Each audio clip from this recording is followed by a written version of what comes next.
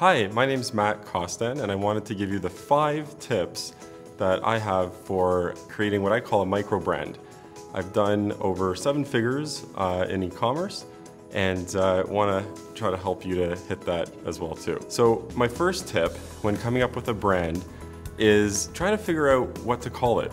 And I know it sounds very basic, sounds very easy, but a lot of people kind of mess this up. And the way I look at it is you want something super simple and something super relevant to the actual product you're trying to come up with. So for example, one of the brands I created is called On Talk. Very, very simple, but it's a line of watches, and TikTok, On Talk, it kind of makes sense. On Time is a play on words as well too. So get something super easy, and the way I would actually do it is through a site called bustaname.com. You can throw a bunch of pronouns, a bunch of names, and it'll actually tell you if that domain name is available. And the reason why I mentioned the domain name is because if that .com is available, then it's very likely you'll actually be able to register the trademark, which will help you out much later down the line. So tip number 1, simple name, kind of describes the product line that you're doing, and try to get something where the .com is available, because then it's very likely you'll be able to register it as a trademark. Tip number 2 is being consistent. So again, very simple, but not a lot of brands do this very well.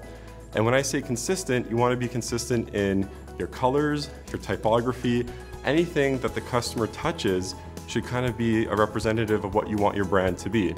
Really great example of this is Tiffany's.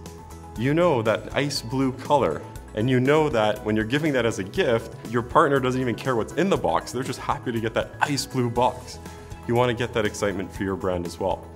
It also works when you have consistency throughout your product line. So if you're doing multiple products, and you should, then you should kind of have a single thread or a single kind of commonality, so it makes people want to buy a set or a series. People love collecting stuff, people love buying stuff that makes them happy, and when you have a common thread, it's more likely that they'll buy it from you. Tip number 3 is to have a brand purpose. And the way to come up with this is quite simply asking yourself, what is it that you believe in, and what is it that you want the market segment that your product solves problems for to believe in as well? And I would recommend actually writing this out. What is it that you value? What is it that you stand for? Personally, something that I always like to use as an example is offering first-class customer service. I have a line of travel products, and it kind of coincides with that theme. The 4th tip that I recommend you doing when you're coming up with your brand and your positioning is something that I call the golden guarantee. And if you only take away one thing, this is the one thing to take away.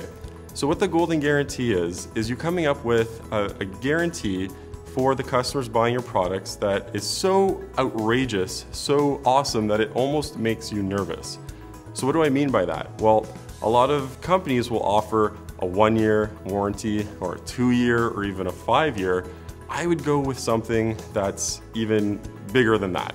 So if you can do a lifetime guarantee on your products, and of course your product has to be amazing quality, it has to be a great product experience, if you can give that lifetime guarantee, do it. The amount of sales that you'll make far, far exceeds what people might take advantage of with that guarantee.